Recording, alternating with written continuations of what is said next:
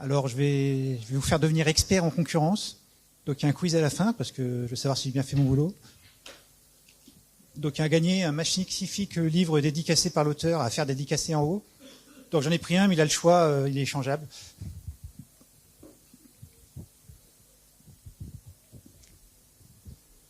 Alors, j'ai pas répété la conf, j'ai aucune idée du temps qu'elle dure, mais avec chance, ça dure qu'un quart d'heure, et puis vous êtes libre dans 20 minutes. Ouais. Alors, on va parler de marché, mais dans le langage des économistes. Donc, ça, c'est un marché. Mais quand on parle de marché en économie, c'est ça. Donc ça, c'est le marché du prix d'un produit. Comme ça, ça a l'air dégueulasse. Ça marche, ça? Ouais. Donc en gros, l'idée d'un prix, je vous préviens, je repose la question en interro à la fin. Donc l'idée, en fait, c'est quand il y a une grosse demande, le prix il est plus haut. Quand la demande baisse, le prix il est plus bas. Et donc en tout, donc vous voulez avoir P étoile, Q étoile. Bon, ça ne veut rien dire, hein, mais c'est la base de tout ce que je vais raconter par la suite. Et je sais toujours pas utiliser ma télécommande. Mais ça viendra un jour. Donc voilà, hein, bon, je pense que vous êtes tous mathématiciens, vous comprenez cette formule, j'ai pas besoin de vous l'expliquer. Enfin, ça me semble évident. Alors l'idée en fait des économistes actuels, c'est de mathématiser leur science. Ça veut dire avoir fusé du monde, ça continue. Donc en gros, pour eux, l'économie c'est des maths. Donc ils considèrent, là par exemple, c'est les maths qui présentent le modèle que j'ai montré avant avec les deux courbes, les deux flèches, les deux points. Donc ça parle d'un équilibre partiel. Donc l'équilibre partiel, c'est quoi l'idée? C'est de dire, c'est le... Ah, je vais y arriver un jour. En gros, on considère en économie, dans un marché, que je vous décrirai après c'est quoi un marché, il y a un prix qui est acceptable à la fois par ceux qui demandent et parfois par ceux qui offrent. Et donc il y a un prix idéal qui sera trouvé tout seul par le marché. Donc voilà le calcul. Alors, ces calculs, ça, bon, je vous montrerai pas ce que c'est, hein, parce que j'en sais rien. L'idée, en fait, c'est de faire l'économie calculable. Et il y a quelqu'un qui s'est dit, ouais, ça, c'est un truc partiel pour un marché. Donc, tu veux tous les marchés, bah, c'est ça. Donc, il y a quelqu'un aujourd'hui qui croit, enfin, il n'est pas tout seul, qui croit que toutes ces maths, ça représente les prix de tous les produits dans le monde. Qui y croit, juste pour voir? Ah, il n'y a pas d'économiste dans la salle. Alors en fait, la mathématisation des choses, ça s'appelle un modèle. Donc ça existe dans beaucoup de sciences, les modèles. Par exemple, la météo, il y a un modèle météo. Tous les jours, Météo France se lance sur des gros calculateurs. Ça va prendre tous les paramètres qu'on connaît, l'hydrométrie, la vitesse des vagues, enfin tout, beaucoup de choses, et ça va sortir la prévision météo. Mais les modèles, ça existe, vous avez vu en géométrie dès la primaire. C'est que vous avez appris la géométrie euclidienne, qui est un type de géométrie particulier. C'est pareil, c'est un modèle. C'est-à-dire que là, si je fais deux traits sur la table, ils sont parallèles. Donc, d'après ce qu'on a appris à l'école, ils resteront toujours parallèles. Alors que c'est faux, hein. Plus vous approchez du pôle Nord, plus ils vont se rapprocher les uns des autres et ils vont se toucher les uns des autres. Mais le modèle nous permet de calculer à notre niveau ce qui nous intéresse. Alors le modèle est faux, mais il peut être utile. La question qu'on va se poser, c'est est-ce que ce modèle est utile? Perso, j'y crois pas. Bon, on va commencer sur le vocabulaire, donc vous retenez bien pour l'interrogation surprise à la fin. Alors, un modèle en mathématiques, ça se base sur des prémices. C'est-à-dire, on dit pour que le modèle marche, j'ai une droite et il n'y a que toute droite qui est équidistante, elle est parallèle. Donc les prémices de l'économie de marché, c'est quoi? C'est d'abord l'atomicité. Donc vous retenez bien, j'ai mis des chats parce que c'est les achats. Je vous préviens, à partir de la 4e vignette, j'ai plus d'inspiration, ça revient sur du texte. Donc en gros, l'atomicité, le principe, c'est qu'il y a autant d'acheteurs qu'il peut y en avoir. C'est-à-dire qu'il n'y a pas le marché n'est pas monopolisé par un seul acheteur. Donc l'atomicité, c'est autant d'acheteurs qu'on veut, et c'est aussi autant de vendeurs qu'on veut. Donc, il y a le marché atomique, donc vous connaissez maintenant l'énergie atomique de l'économie. Je pourrais vous la raconter, ça ne sert à rien. Deuxième prémisse pour que le modèle fonctionne, c'est la fluidité. Donc la fluidité, c'est quoi? Chacun peut rentrer à tout moment dans le marché. Donc on considère, je sais pas, moi, demain, je peux décider que je fais de la nourriture pour chat et le matin à 8 heures, je suis prêt à la vendre. Donc sans délai. Rien ne doit compliquer cette entrée, du genre faire des papiers pour créer une boîte, ça prend du temps. Et quand on arrive, on est capable de vendre au même prix que ceux qui sont déjà là. Parce que c'est bien connu. Si je fais des croquettes pour chat chez moi ce soir, elles me coûteront aussi cher qu'à Whiskas. Alors je vous rappelle, c'est des prémices, hein, c'est juste pour que le modèle fonctionne, ça doit exister. Après, il y a l'homogénéité. Alors je crois que ça donne rien avec des images, profitez-en bien. L'idée, en gros, c'est de dire que tous les produits qu'on vend sur ce marché, ils sont égaux.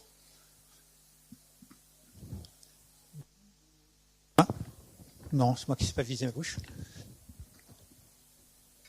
Donc l'idée, c'est que je vends de la nourriture pacha, que je vende du poulet ou des arêtes de poisson ou de la pâtée, c'est identique. Alors du coup, comme on sait que c'est pas identique, on dit, du coup, il y a un marché du brocoli, un marché du machin, et on revient sur la grosse formule que je vous ai montrée tout à l'heure avec tous les marchés qui parlent ensemble. Mais l'objectif, c'est d'arriver sur la petite formule du début. Après, la libre circulation des facteurs de production. Donc j'ai la bonne nouvelle de vous annoncer que vous êtes tous des facteurs de production, quoi que vous fassiez. Je vais juste boire un coup.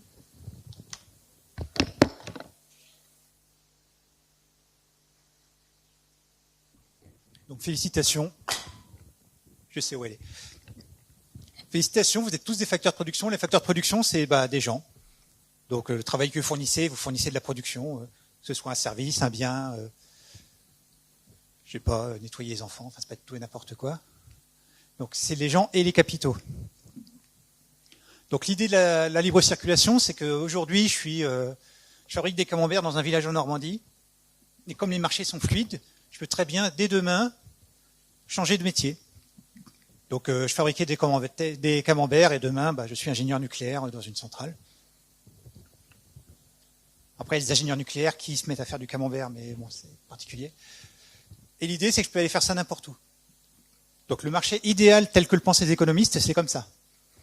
C'est du jour au lendemain, change de métier, change d'endroit, pas de contraintes, tout passe tout seul. Et le dernier, donc en fait, j'ai oublié de vous le dire au début, on parle de concurrence pure et parfaite. Donc pour que le modèle fonctionne, il faut que la concurrence soit parfaite, donc qu'elle respecte tout ce que je vous ai dit jusque-là. C'est prometteur, hein. Donc la transparence de l'information, bon, le nom l'indique, hein, c'est tout le monde a toutes les infos sur tout.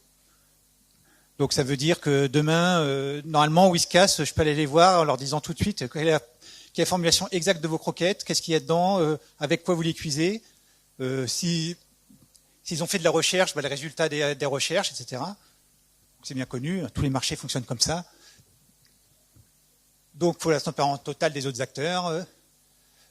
Les moindres détails de l'objet du marché, donc ça veut dire qu'on doit être au courant de qui sont les acheteurs, quel est leur profil, quel est l'historique de leur commande.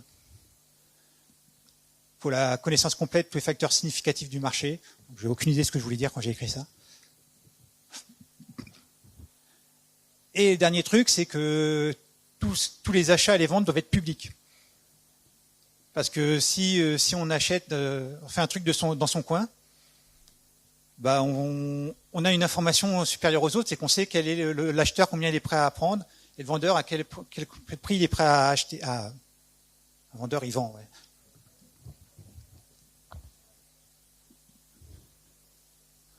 Donc, on a fait les 5 points de la concurrence parfaite. Donc, si ça c'est bon, le calcul est bon. Alors, pour ceux qui sont arrivés plus tard, il y a un auteur en haut qui propose des livres à la vente. Donc, il y en a un à gagner. Donc, il y en a d'autres, il est échangeable sur le stand et vous le dédicacera à votre nom. Et pour le gagner, c'est les gens qui poseront les questions les plus pertinentes ou qui répondront aux questions pour me donner l'impression que vous avez appris des trucs. Soyez sympa, j'ai l'impression de ne pas être venu pour rien. Qui est capable de me redire les cinq éléments de la concurrence pure et parfaite, pour rigoler? Atomicité, ouais. Ouais, libre circulation des facteurs de production. Il n'y en a plus que 3. L'homogénéité, ouais. Ouais, la libre circulation. Voilà. Donc, tu as les 3 vignettes où il y avait des images. Transparence de l'information, ouais. Ça m'arrangerait de trouver le 5e parce que là, il ne me vient pas. Fluidité. C'est quoi la fluidité? Ah oui, c'est ça. Tout le monde peut rentrer dans le marché du jour au lendemain, ça marche. Donc aujourd'hui, il y a des autorités qui vérifient que les marchés respectent ces règles. Parce qu'ils se sont dit, on a un modèle qui marche, c'est juste que les gens ils sont incompétents, ils ne respectent pas les règles de base. Donc on a des autorités de la concurrence. Hop. Donc c'est des autorités administratives, hein, donc ça existe dans tous les pays du monde qui sont en économie de marché. Donc à part la Corée du Nord et Cuba, je pense que tout le monde en a. Mais encore, ils en ont peut-être. Et cette autorité, elle voit s'il y a des risques de concurrence imparfaite. Ça veut dire, j'aurai des exemples à la fin, mais tiens, sur ce marché-là, il y a la constitution des croquettes de Friskas n'est pas connue, ça respecte pas les règles, faut qu'ils les respectent. Donc, cette règle-là n'est pas appliquée, mais bon, c'est des mathématiques, hein, ça marche, c'est ce qu'ils disent. Donc ils conseillent le gouvernement quand ils font des lois. Ils ont un pouvoir de sanction, donc vous respectez pas les règles. Donc je vous mettrai les exemples de sanctions à la fin. Un pouvoir d'injonction, donc ils peuvent dire, je sais pas, vous donnez pas la recette de vos croquettes, je vous injoncte vous avez l'injonction de les mettre sur votre site internet avant 3 jours. Un pouvoir de transaction, donc on peut négocier avec eux. Hein. Donc quand ils se font choper, il y a des gens qui se font choper à pas respecter les règles. On s'arrange, on évite le procès. Et ils ont même un pouvoir de clémence. Si le gars vient se dénoncer tout seul, on lui dit c'était pas bien, mais c'est gentil de nous avoir prévenus. Et il a accès à toutes les informations. Donc demain, ils peuvent sachez-le, hein, si vous êtes producteur de quoi que ce soit, demain l'autorité de la concurrence peut venir chez vous, prendre tous vos documents et vous demander les clés de chiffrement des documents chiffrés. Et c'est obligatoire de les donner. Bon, ça vous arrivera uniquement si vous êtes un très gros acteur, hein, parce que le vendeur de fromage, l'autorité de la concurrence, elle s'en fout. Alors du coup, on a vu c'était quoi une concurrence parfaite. Maintenant, on va voir c'est quoi une concurrence imparfaite. Donc ce contre quoi luttent les autorités de la concurrence. Déjà, la première chose, c'est éviter qu'un acteur profite d'une domination. Ça veut dire, j'ai 90% du marché. J'en profite pour augmenter mes prix parce que les gens ils sont obligés de passer par moi. Ça, c'est avoir profité de sa domination sur le marché. Ou j'élimine les petits producteurs. Alors, excusez-moi, il faut que je reprenne un verre d'eau. Je vous déconseille les Votirox, ça sèche la bouche, c'est une horreur.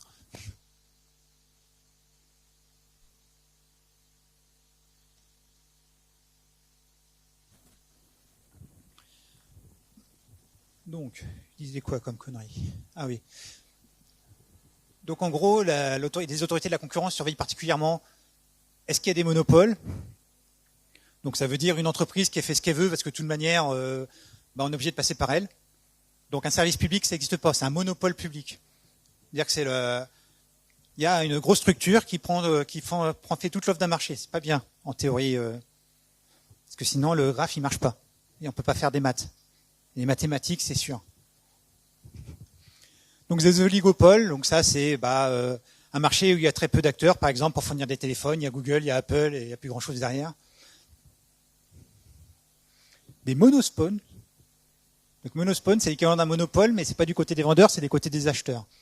Parce que si un acheteur unique, il peut très bien détenir tout le marché et dire au vendeur, moi je t'achète à ce prix-là, de toute manière, il n'y a qu'à moi que tu peux le vendre, donc tant pis pour ta gueule. et des oligospones, donc c'est la même chose que les oligopoles. Donc souvent ça c'est pas forcément l'objet de grosses enquêtes.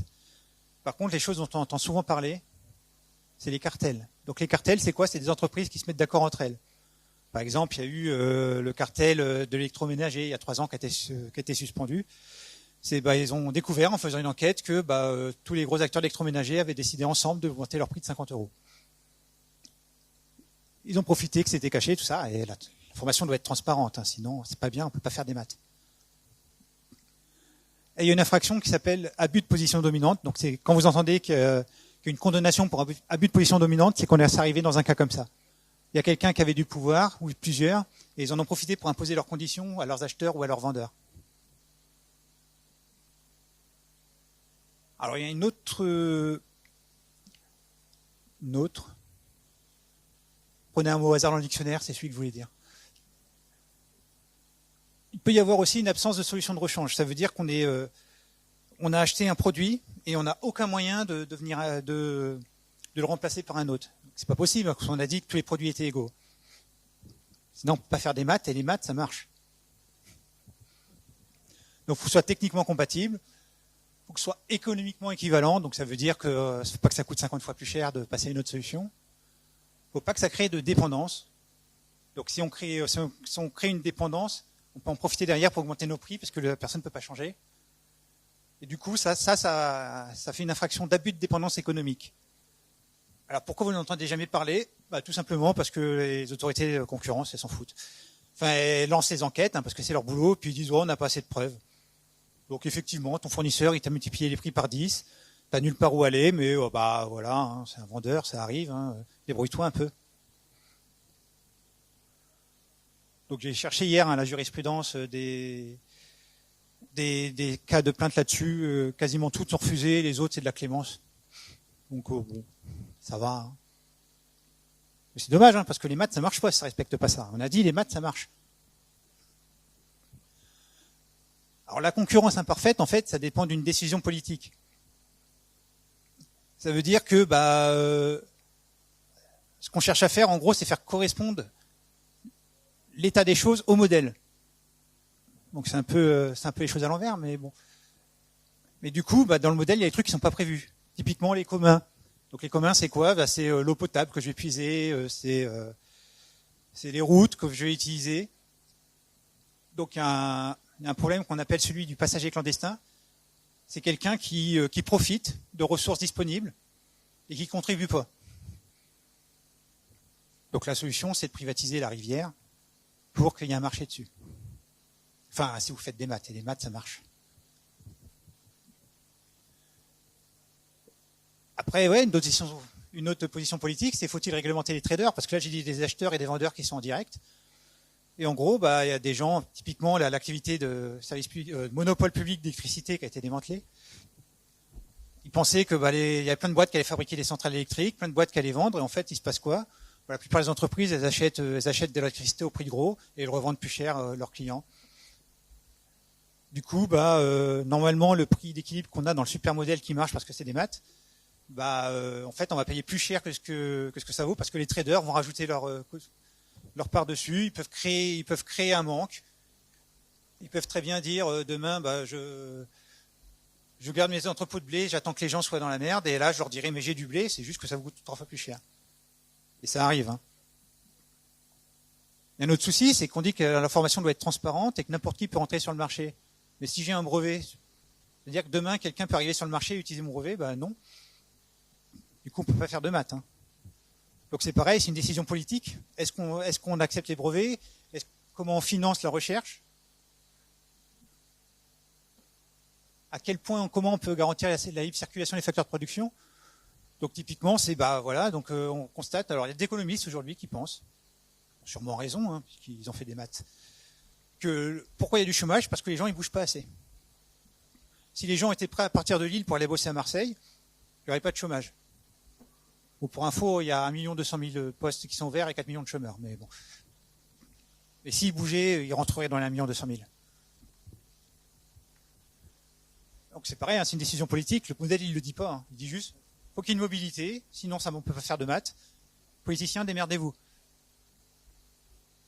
Du coup, la vraie question qui se pose, c'est les heuristiques du modèle, donc les 5 règles. 1, 2, 3, j'en ai que 4 en tête déjà.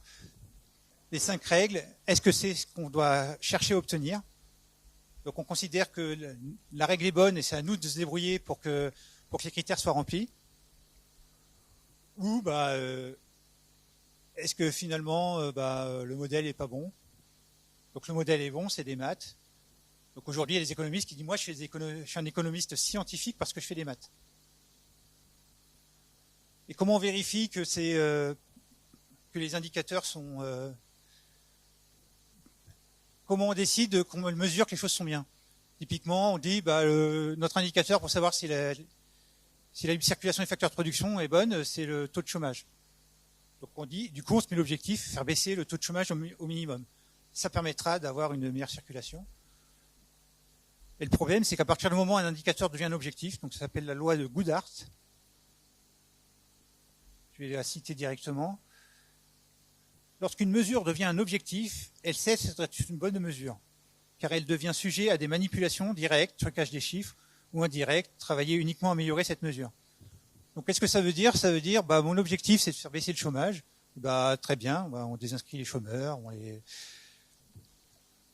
on leur dit, débrouillez-vous, vous n'êtes plus chômeurs. Enfin, il y a d'autres choses comme ça. Par exemple, à une époque, vous aviez un commissariat, vous pouviez poser plainte. Aujourd'hui, les commissariats, ils ont des objectifs, ils ont l'indicateur, combien de plaintes vous avez pris, combien ont été résolues. Ils disent, très bien, on va avoir des bonnes notes, on va juste arrêter de prendre des plaintes. À partir d'un moment, un indicateur devient un objectif, c'est de la merde. Et je pense que vous avez dû le constater au boulot aussi. Si vous avez des objectifs au travail, au bout d'un moment, vous travaillez pour vos objectifs et pas pour votre vrai travail. Et du coup, la dernière question politique, c'est est-ce qu'on peut ignorer les économistes, les nuls, qui refusent l'observance du modèle? Donc les nuls qui ne veulent pas faire de maths. Donc c'est pas des économistes scientifiques du coup, ils font pas de maths. Et du coup, j'ai une bonne nouvelle. Parce que ça peut être un peu désespérant de se dire mais ils sont cons, ils veulent absolument appliquer le modèle. Donc il y a un rasoir. Quelqu'un sait c'est quoi un rasoir en philosophie? Est-ce que je l'ai écrit? Ouais. Au rasoir, c'est quelque chose qui permet d'éliminer parmi plusieurs idées, d'éliminer les mauvaises, les moins fiables et garder les plus fiables. Et il y a un rasoir de Hanlon qui s'appelle. C'est un gars qui a écrit qui a écrit ça en anglais, mais comme j'ai un accent pourri, je vais pas vous l'imposer.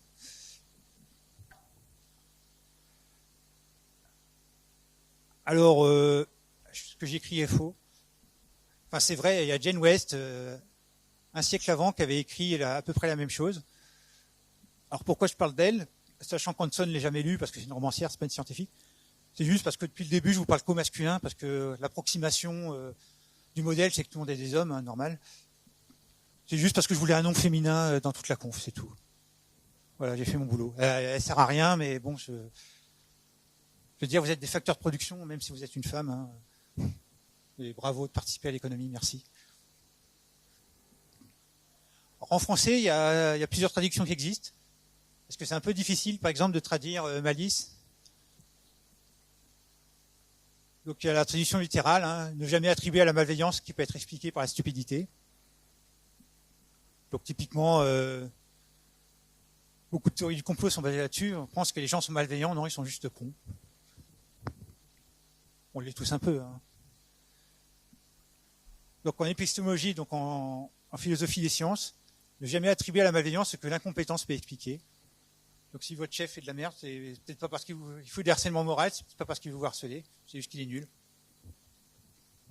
Il est juste incompétent et bon Et la dernière que j'utiliserai pour les économistes, ne jamais attribuer à la malveillance ce qui peut être expliqué par la croyance.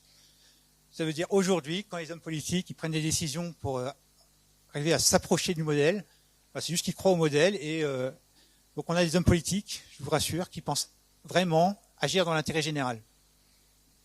Juste parce qu'ils ont une croyance en ce modèle, ils veulent atteindre ce modèle. Donc à chaque fois qu'on se dit qu'ils font des cadeaux aux riches, tout ça, non. Ça permet d'atteindre le modèle. Parce que le modèle, c'est bien. Sinon, on ne peut pas faire de maths. Et pas des maths, c'est pas de la science. Alors, le logiciel libre dans tout ça, parce que je l'ai mis dans le titre, j'ai dû assumer et faire une vignette dessus. Ben, le logiciel libre, c'est le seul modèle qui permet de s'approcher du seul modèle. Le seul environnement qui permet d'approcher le modèle. Par exemple, la production de logiciels libres, c'est atomique. N'importe qui peut commencer à en faire, n'importe qui peut commencer à avoir autant de demandeurs, autant d'acteurs qui veulent. Elle est fluide. Ah bah tiens, je l'ai écrit déjà derrière. Donc, tous les gens économiques pour rejoindre le marché sans frais ni délai. Donc là, c'est vrai, j'ai juste à regarder le code et alors, ni délai, il faut quand même prendre le temps de regarder le code, mais bon, vous savez très bien que vous êtes un facteur de production, vous faites du camembert hier et demain vous êtes expert en code. Vous êtes des facteurs de production, rassurez-moi. Oui. L'interopérabilité, ça garantit que tous les produits peuvent être équivalents. Donc le camembert qui est égal au brocoli, on n'y croit pas trop. Mais le modèle dit quoi? Il dit que demain, je veux faire une suite bureautique, elle est équivalente à une autre suite bureautique. Et pour pouvoir garantir ça, il faut que les deux suites bureautiques soient compatibles. Dans le monde du logiciel libre, ce qu'on fait, c'est qu'on crée des formats ouverts, tout le monde a accès aux spécifications, et du coup, demain, j'ai besoin... Il faudra que je reboive un coup, je suis désolé.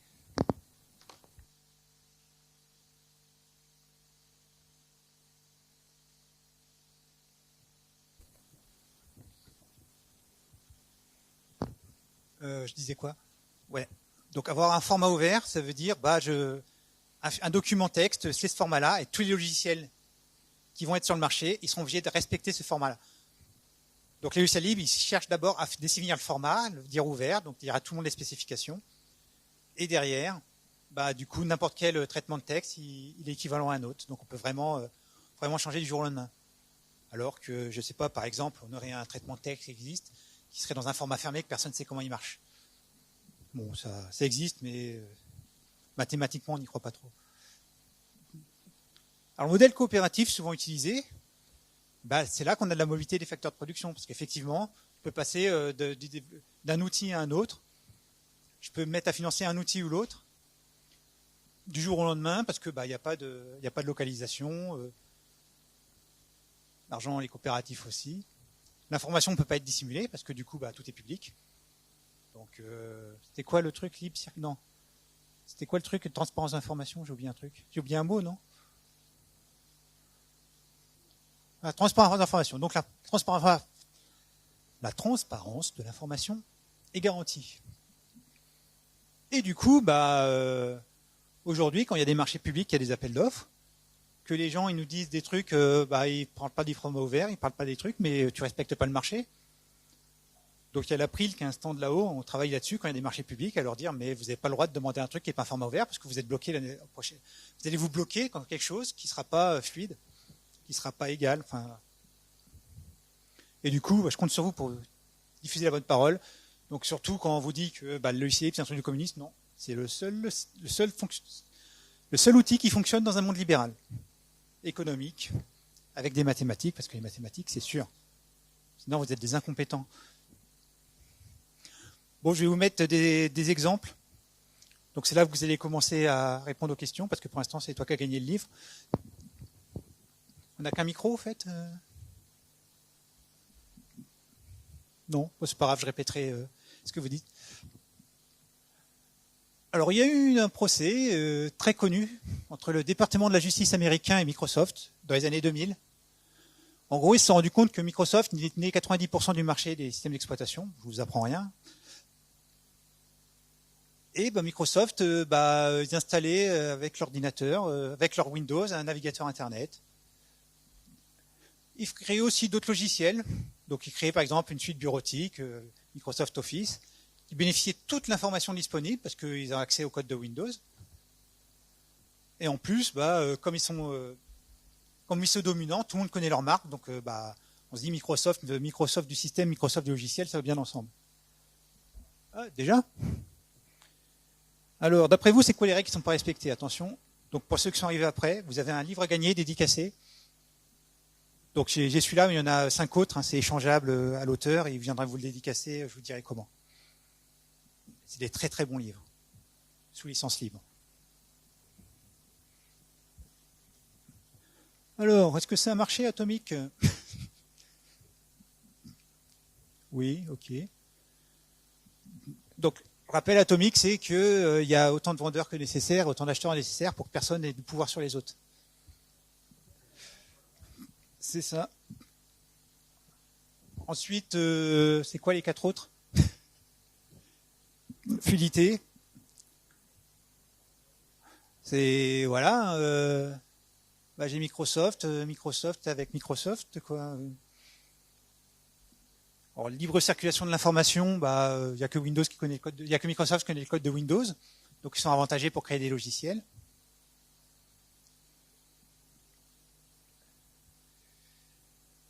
Il n'y a pas trop d'homogénéité parce que justement les formats de la suite bureautique, par exemple, ils n'étaient pas publiés, donc les gens étaient bloqués. Si vous voulez prendre un document Word, il fallait utiliser Word. D'ailleurs, on parlait de document Word, on parlait même pas de document de texte ou quoi que ce soit. Alors la décision à l'époque qui a été prise, donc c'était par le département d'État américain. Donc je vous dis, c'est des autorités administratives. Donc ils n'ont pas justifié. Ça a été de demander le démantèlement de Microsoft. Donc très simplement, au début des années 2000, le département américain il a dit Microsoft, vous faites Windows d'un côté, vos systèmes d'exploitation d'un côté, logiciel de l'autre. En plus, vous nous supprimez sur tous les écrans de démarrage de votre ordinateur le logo Microsoft. Et bien sûr, le code source de Windows doit être ouvert à tout le monde pour correspondre. Alors, on s'approche vraiment du marché, quoi. Donc vous êtes tous au courant que Microsoft a été coupé en deux en accès au code source. Non, parce que c'est annulé par la justice derrière. Quand ils ont fait appel. Mais aux États-Unis, ça existe, de démanteler des gros conglomérats. Ils l'ont déjà fait. Par exemple, ils ont AT&T, l'opérateur technologique, qui fait du téléphone, qui fait plein de choses. Ils l'ont obligé à démanteler. Au début, il y a quelques années, ils ont aussi démantelé Exxon, qui était une grosse boîte qui faisait de l'énergie, du pétrole, du machin. Et ils profitaient de leur quasi-monopole sur certains marchés pour imposer des choses. Donc le démantèlement est possible. Aux États-Unis, en France, j'ai cherché un peu en Europe, j'ai pas vu de traces de ça. Non, là, c'est un monopole d'État, EDF. Oui, mais monopole, c'est mal, sinon tu ne peux pas faire des maths. Mais le démantèlement des monopoles d'État, c'est une décision politique. Il y a des ministres qui se sont réunis entre eux, ils ont dit, d'accord, si je te donne un peu d'argent, la politique agricole commune, est-ce que tu acceptes de vendre tes trains? Enfin, voilà, c'est la négociation politique, c'est plus de la diplomatie que de l'économie. Alors, une autre affaire qui a fait parler d'elle, donc c'était en Union européenne cette fois. C'était Opera Corporation. Donc Opera, ils font quoi? Ils fabriquent un navigateur web. Qui était très bien, c'était le meilleur à l'époque, de toute façon. Problème, Microsoft détient 90% du marché des systèmes d'exploitation. Et Opera a dit, c'est gentil, mais ils ont Windows, ils mettent Internet Explorer dedans, nous, derrière, on n'existe pas, quoi. Les gens, ils ont déjà Internet, ils vont pas chercher à avoir Internet autrement. Je suis vraiment pressé d'aller à la suite. Donc du coup, niveau fluidité, atomicité, vous le sentez comment? Pas mieux, on est mal barré. Je préviens, il n'y a qu'une personne qui est sur le livre pour l'instant. Donc la décision, ça a été quoi? Ça a été de dire, Microsoft, maintenant, Windows, quand les gens installent un Windows, ils vont avoir le choix entre plusieurs navigateurs et ça sera l'installation qu'on choisira. Ce sera plus forcément Internet Explorer. Et c'est grâce à ça que Firefox a explosé, parce que les gens, du coup, ils se renseignaient et puis ils prenaient le meilleur de l'époque. Et ça a été violent. Ils sont passés de 90% à moins de 10% sur Internet Explorer. Microsoft versus Sun. L'Union européenne aussi. Bon, Microsoft et Sun, vous connaissez. Microsoft, toujours la même chose, 90% du marché des systèmes d'exploitation. Sun, il souhaite obtenir les informations techniques. Toujours la même chose, libre circulation d'informations. Non, c'est pas ça. Transparence de l'information. Putain, il y a 3 personnes en plus sur le livre. Désolé pour ceux qui étaient derrière, je regardais pas. Et du coup, au but de position dominante, bien sûr. Et la décision, j'ai complètement oublié, c'était quoi? Si, ils ont obligé Microsoft à mettre à disposition les informations qui leur permettent de donner un avantage sur le marché. Alors, pas gratuitement, ils ont dit, vous le vendez à Sun à un prix raisonnable. et toutes les informations nécessaires. Alors ils ont dit on met une personne indépendante pour contrôler que c'est pas un prix excessif et qu'il y a vraiment toutes les informations. Par contre, c'est une personne choisie par Microsoft, rémunérée par Microsoft. Ouais. Et grâce à ça, ils ont pu faire des maths sur le marché. Et les maths, c'est de l'économie. C'est une science. C'est de la vraie. Alors, PriceRunner versus Google. Donc ça, c'était en Union européenne aussi. Ah ouais, j'ai pas précisé. Il y a aussi eu 487 millions d'euros d'amende. Hein. C'est toujours bon à prendre. Donc, PriceRunner, c'est quoi? C'est un comparateur de prix sur Internet. Donc, vous mettez, je vais acheter une chaise tel modèle et vous présentez tous les sites qui la vendent avec les prix. Le problème de PriceRunner, c'est toujours la même chose. C'est Google. Tout le monde passe par son moteur de recherche. PriceRunner, ils ont leur petit module de comparateur de prix en ligne, mais Google, quand on fait une recherche dessus, il nous sort son propre comparateur. Donc, toujours la même chose, hein, monopole, quasi-monopole, abus de position dominante. Ils profitent d'avoir le marché de la recherche générale pour faire passer leurs services de comparateur de prix. Ah oui, donc là, l'Union européenne, pour la première fois, ont pris une décision méchante.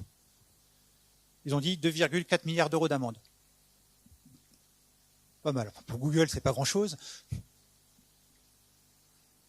Mais au moins, ils font passer le message, quoi. Si vous abusez, vous prendrez votre pognon. Alors, Google, ils ont quand même fait appel. Hein, donc, l'appel a été rendu au mois d'octobre, hein, juste il y a quelques semaines.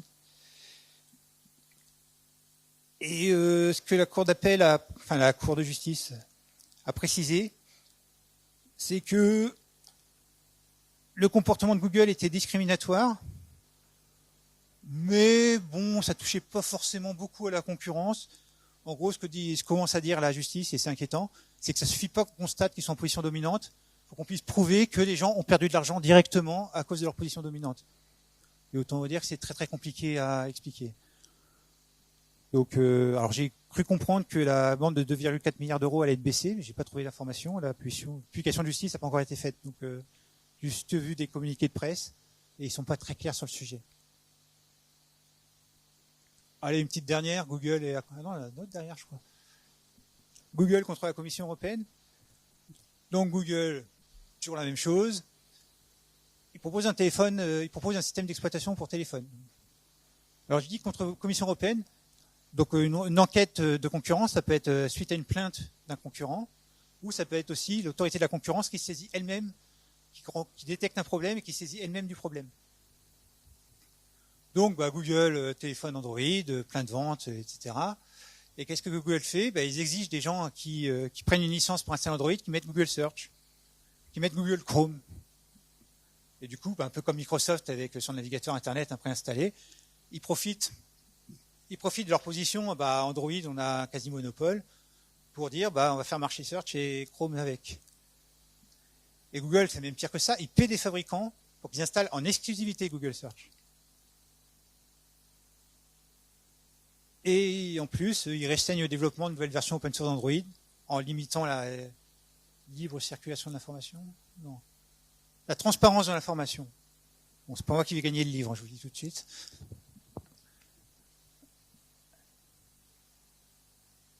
Et du coup, qu'est-ce qui a été décidé? Je ne m'en souviens absolument pas. Ah oui, 4,34 milliards d'euros. 4,34 milliards d'euros d'amende. C'est déjà un peu plus que 2,34. Donc ça, c'est vraiment tombé il y a 2 semaines. Hein. Non, 2018. Ah non, 2018, c'est le début de l'enquête. Ils ont donné l'amende. Il y a eu la justice qui a obtenu la réponse définitive en octobre.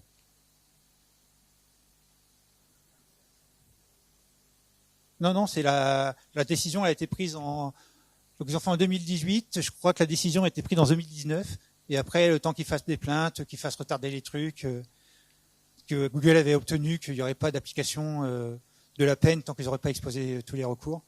Donc ils ont fait durer autant qu'ils pouvaient. comme il y a eu de l'inflation, 2,34 milliards d'aujourd'hui, ça coûte moins cher qu'il y a 5 ans. Allez, une dernière. Google contre le département de la justice américain. Alors, ça c'est très récent aussi, c'est 2024. Il y a l'autorité de la concurrence américaine qui a dit, mais attendez, Google, ils sont très gros et ils payent des gens pour... ils payent des boîtes pour mettre en avant leur moteur de recherche. Ils disent, Google, une position dominante et incontestable. Et donc, ils se disent, grâce à la position dominante, il se fait des revenus. Et avec ces revenus, il peut s'acheter la garantie que son moteur sera plus utilisé. Donc, c'est cyclique. Alors, c'est très bizarre. Enfin, moi, j'ai totalement inattendu la décision. Parce que du coup, on a le droit de payer, d'acheter des choses. Et c'est la première fois qu'on dit, grâce à sa position dominante, ils ont de l'argent. Et cet argent, ils l'utilisent pour faire autre chose. Donc, c'est pas directement la position dominante qui leur permet de faire quelque chose. Et ça, reconnu coupable. Alors pour l'instant, on ne sait pas du coup c'est quoi la sanction. Surtout qu'entre-temps, il y a eu des élections présidentielles et peut-être qu'il y aura une grâce. Enfin, on ne sait pas à quoi ça va venir. Ou ils vont démanteler l'autorité de la concurrence, on n'en sait rien. Et voilà. Donc, en gros, le but de cette conférence, c'est que quand demain vous allez lire un article en disant abus de position dominante, machin, c'est pour vous rendre compte c'est quoi. L'idée, c'est de respecter le modèle. Le modèle, il marche, le modèle est mathématique. Du coup, l'objectif aujourd'hui, dans toutes les décisions qui sont prises, c'est de correspondre au modèle. Vous êtes expert en modèle maintenant.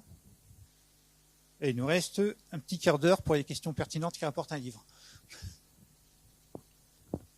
Oui. Ah oui, non, mais là, oui. Donc, il disait, Consultation aux IA sont contents d'être payés. Oui.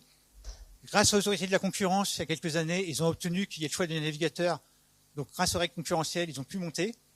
Et aujourd'hui, à cause des règles concurrentielles, ils vont peut-être arrêter de toucher leur pognon et ils vont couler. En gros, Mozilla, je crois que j'ai mis les chiffres ici, en 2002, sur 593 millions d'euros de budget, 510, c'était les moteurs de recherche. Donc, il n'y a pas que Google. Google paye le maximum pour être le premier moteur de recherche. Il y en a d'autres qui payent pour être deuxième et troisième. Donc, Bing et DuckDuckGo, en l'occurrence. Mais s'ils perdent l'argent de Google, je sais pas, la boîte, enfin, ça coule, on n'a pas de, pour l'instant, il n'y a pas d'autre solution. Mais ils ont déjà commencé à virer du monde, je vous rassure. Et comme il y a une libre circulation des facteurs de production, ils vont retrouver du travail tout de suite en Inde.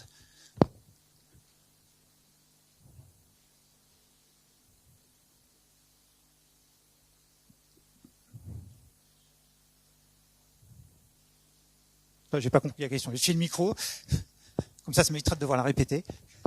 Bonjour.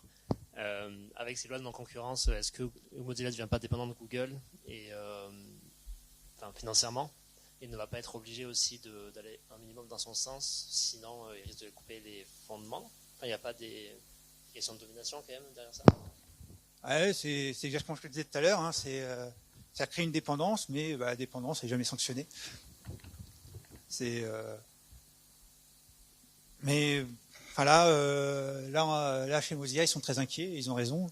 Donc ils ne payent pas que Mozilla, ils payent aussi Apple pour que sur les iPhones, ce soit le moteur de recherche Google qui soit en premier. Et là, voilà. La concurrence va peut-être tuer Mozilla, mais grâce à ça, on pourra faire des maths. Et les maths, ça marche. Oui, attends, je vais faire le tour avec le micro, ce sera plus simple. Alors, je sais qu'il ne faut pas s'opposer au dogme, mais malgré tout, existe-t-il au moins un autre modèle qui fait concurrence et qui commence à se populariser par rapport à celui-ci? Alors, pas vraiment, parce que il y a d'autres économistes qui disent mais on peut pas avoir pour objectif de ressembler au modèle. Ça, on peut pas le ressembler de toute manière, ça ressemble à rien. Les calculs, ils montrent quoi? Pas grand-chose d'intéressant. Donc il y a des économistes qui sont pas dits classiques, donc c'est les économistes classiques et néoclassiques qui croient au modèle. Il y a des économistes qui sont à côté, qui disent mais votre truc c'est n'importe quoi, votre modèle on pourra jamais l'atteindre. Un modèle c'est deux droites sont parallèles, sauf que non, c'est pas parallèle jusqu'au bout. Ceux qui sont arrivés après le début, ils savent pas pourquoi. Du coup, ils disent c'est ridicule. mais ils sont très très méprisés, hein, en disant moi je suis un vrai économiste, je fais des maths, je fais de la science, toi ta petite science sociale c'est pas très sérieux, donc nous emmerde pas, la vraie économie c'est l'économie des gens qui font des maths. Parce que les maths ça marche c'est bien. Qui n'est pas convaincu par l'intérêt des maths pour diriger notre vie? Oh ça va, il n'y a que toi. Je vais reprendre l'explication parce que je suis pas sûr que vous avez tout compris. Non, mais un modèle, c'est censé pouvoir prévoir des choses. Là, en gros, à chaque fois que le modèle prévoit pas ce qui était attendu, on dit, c'est parce qu'on n'a pas assez respecté les règles du modèle. Oui, l'idée de rajouter des paramètres, un seul paramètre pour avoir des trucs plus pertinents. Mais si on ajoute un, tu resteras les 5 autres qui sont déjà débiles, qui sont déjà durs à obtenir, même si c'est notre objectif, parce qu'on va pouvoir faire des maths et que les maths, ça marche. Oui.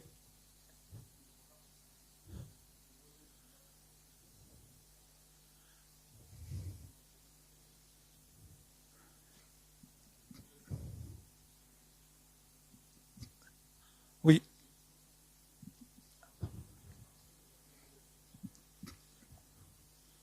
Oui, alors ce qu'il disait, c'est que le modèle, c'est pas fait pour être descriptif, c'est fait pour donner un contexte des choses. C'est ça, hein, je transforme pas trop. Voilà, un cadre dans lequel on peut travailler. Et effectivement, hein, le modèle, c'est la remarque que tu faisais, c'est les gens devraient dire l'économie c'est une science sociale, et une science sociale, c'est pas des maths. Sauf que c'est le contraire qu'on dit aujourd'hui. On dit l'économie, on sait faire des maths avec. Du coup, les vrais scientifiques, ils font des maths, et les gens qui font une science sociale en appliquant l'économie, arrêtez, quoi. Vous foutez de gueule du monde, c'est pas bien. Soyez un peu sérieux, quoi. Faites des maths. Oui.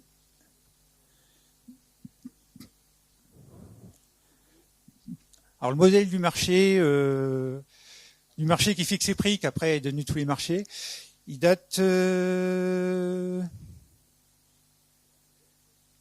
Je crois qu'il date un peu, mais alors je sais plus du tout quand. Il y a une très belle page Wikipédia, Conférence pure et parfaite, qui explique ça.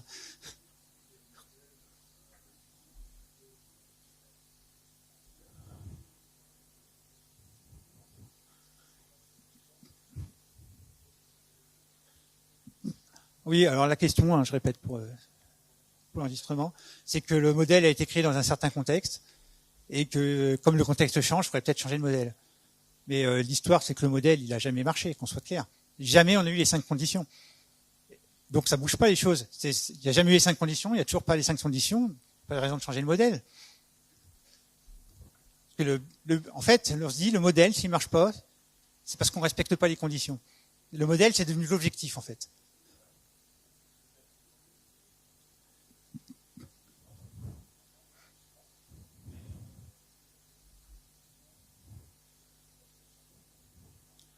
Ah oui, alors la question, c'est est-ce qu'il y a une prise de conscience que ça marche pas depuis qu'il est créé, mais on dit que ça marche. Ce qui marche pas, c'est parce qu'on respecte pas le modèle.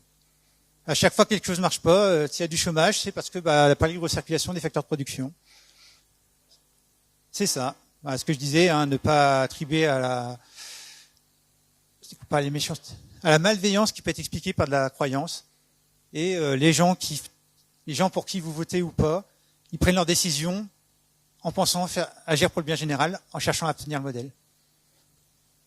Donc on a des dirigeants bienveillants. Et ça fait heureusement. Oui. Attends, je vais passer le micro, ça m'évitera de devoir répéter. Rebondir sur un angle de présentation que vous avez donné, où vous disiez le logiciel libre coche toutes les cases qu'il faudrait pour ce modèle. Il me semble quand même qu'il en cause. Il y en a une qui ne coche pas, qui est celle de sa rentabilité, ou de comment le développeur ou les développeurs du logiciel libre peuvent en vivre. L'exemple affiché en est aussi un exemple où où Mozilla ne peut pas vivre seul de ses développements, il a besoin de Google. Et puis il y a tout un tas de briques logicielles qui ne sont jamais rémunérées à la valeur qu'elles devraient avoir, donc qui ne sont pas tout à fait dans ce modèle. Oui. Et c'est justement ce qu'on appelle le problème du passager clandestin, qui profite du travail fait par la communauté pour son petit bien-être tout seul, sans y participer. Donc on dit que c'est pas bien. Mais ça change rien pour le modèle.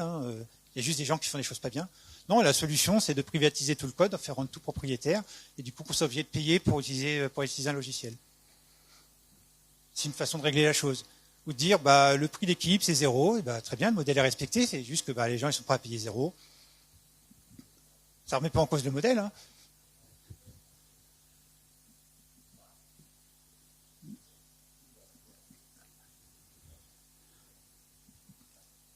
Oui, alors ce qu'il dit, c'est que ça dépend des licences, que des licences copyleft qui permettent d'imposer que le logiciel reste libre après qu'on l'ait distribué. Ça permettrait la chose. Alors, pour moi, c'est compatible avec le modèle, même si c'est pas viral. C'est la transparence de l'information, la libre circulation. Le modèle, il marche. Et bien sûr, si le modèle marche, on peut faire des maths. Du coup, on fait de la science. De la vraie science, on est fort.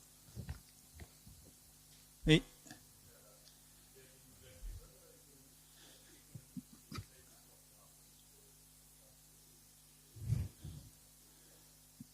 Alors, il demande s'il y a des nouvelles écoles économiques qui ne sont pas bloquées sur ce modèle. Alors, dans les faits, il y en a plein. Il y a beaucoup de publications qui sont faites. Il y a des élus, il y a des gens qui réfléchissent. Par exemple, je sais pas, en Espagne, ils ont augmenté le SMIC. L'économie classique a dit, mais si vous augmentez ici, que le SMIC, ça limite la libre circulation des facteurs de production parce que ils viennent trop cher. Puis ça augmente, ça nécessite plus de capital. C'est pas bien pour le modèle. Bon, ils l'ont fait quand même. Ouais, les économistes hétérodoxes. En gros, c'est pas les économistes classiques. Et le vocabulaire explique bien ce que c'est. C'est que l'économiste classique ou néoclassique, c'est ceux qui respectent la règle, les vrais. Et en fait, le problème, c'est que niveau politique, on les considère pas comme fiables, quoi. Ils font pas des maths. Oui.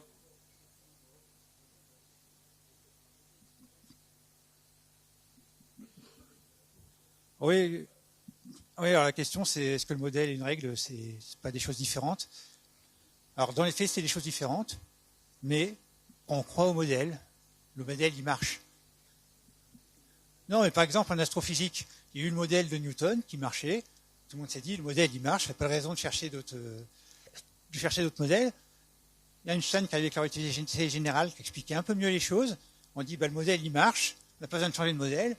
Et aujourd'hui, on fait des bidouilles sur le modèle de relativité générale en disant, on va se débrouiller pour que le modèle continue à fonctionner.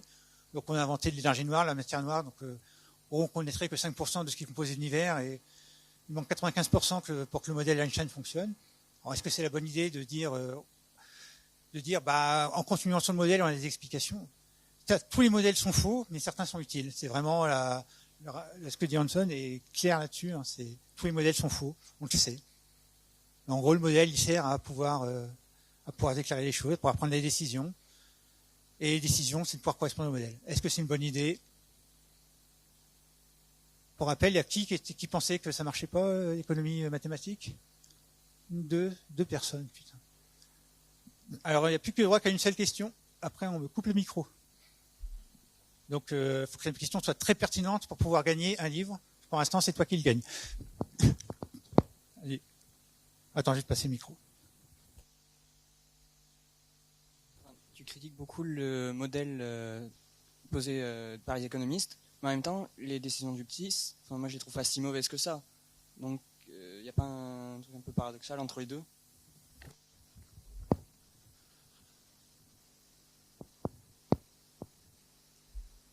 Le problème, c'est qu'on a très peu de décisions. Et puis au final, oui, effectivement, on cherche à obtenir le modèle, donc on met des amendes à des gens, mais on va peut-être couler mauvais IA parce que ça respecte pas les règles de la concurrence, libre, pure et parfaite, de donner de l'argent quand on est gros. Donc en gros, on coule des trucs on peut couler des choses au nom du modèle. Après, voilà, c'est un choix politique qui a été fait. Le but, les autorités sont là pour atteindre le modèle. Il faut y croire, c'est tout. Bon, il n'y a plus le droit à des questions au micro.